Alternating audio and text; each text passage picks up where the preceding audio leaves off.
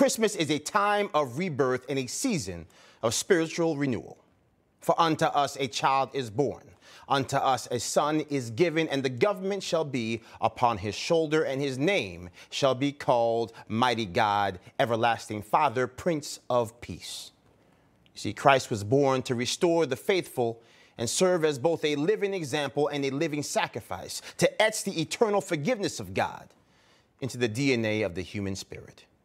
And yet the clarity of purpose that so clearly defines Christ's mission is often absent from our shared journey into the body of Christ and the eons of history. See, American leadership at its best has always been defined by an unshakable essence. Ask not what your country can do for you, ask what you can do for your country. Or that timeless edict, there is nothing wrong with America that cannot be cured by what is right with America.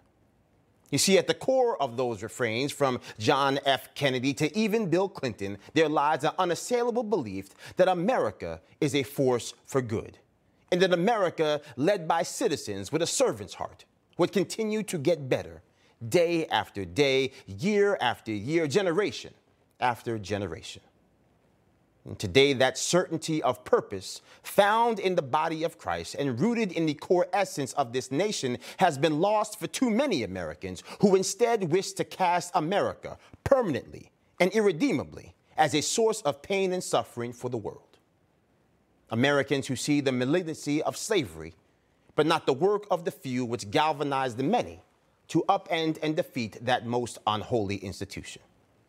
Americans who see the vestiges of Jim Crow South, but not the goodness of those unblemished by the searing hand of racial oppression, who were nonetheless willing to risk their own life in solidarity with Black Americans to help build a more perfect America for everyone.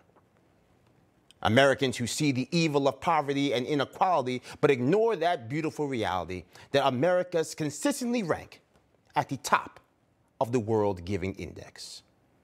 See, all told, these Americans, they see the disagreements on our political landscape not as signs of a nation built on the premise of free speech and peaceful dissent, but as evidence that our nation is intractably flawed and our experiment in democracy needs to be fundamentally altered.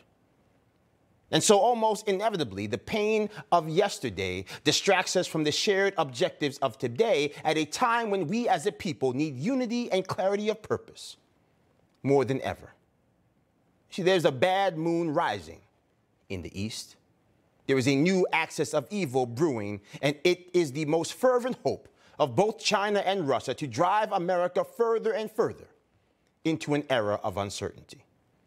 They want nothing more than to separate our nation from the clarity of purpose found in God's love, codified by Christ's birth and secured through the sacrifice of that Prince of Peace. We hold these truths to be self-evident, that all men are created equal, that they are endowed by their Creator with certain unalienable rights, that among these are life, liberty, and the pursuit of happiness. See, that is the core essence of who we are as a people. It's the clarity of purpose that defines the dream of the more perfect union that we seek. But dreams only endure when we have the courage to defend them. Dreams only become reality when we have the strength to forgive ourselves and each other for the missteps we make along the way. John 3:6 reads, "That which is born of the flesh is flesh. That which is born of the Spirit is spirit." Ronald Reagan admonished us to remember peace through strength, because the peace we seek requires an unthinkable, unshakable strength. The strength of the Spirit born of a divine love that was made manifest in the virgin birth. And so on this Christmas, let us endeavor to ensure that the America we love endures and the more perfect union we seek comes to fruition. Because there truly is nothing wrong with America that cannot be fixed by what is right with America. But we have to all do our part to preserve the principles that make our more perfect dream even possible.